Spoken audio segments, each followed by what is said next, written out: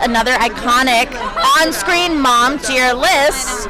What was it like working with Jenna? Stunning. Jenna is one of my favorite people to work with. She's so calm, so professional. She was like, I'll send you a recipe for bread. This is my favorite recipe. I was like, okay, I'm in love with you. This is the best. So she really took the mom thing seriously. She was like trying to give you tips on screen and off screen for your life. She's a very caring person, which means a lot. I love that.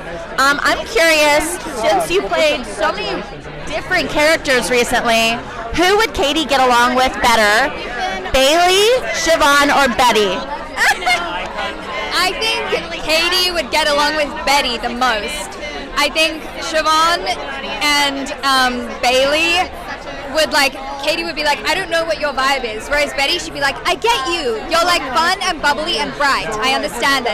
I love that. I love that so much. And then lastly, what is something that you think is so fetch right now? So fetch right now? Libraries. Get your library card. It's free.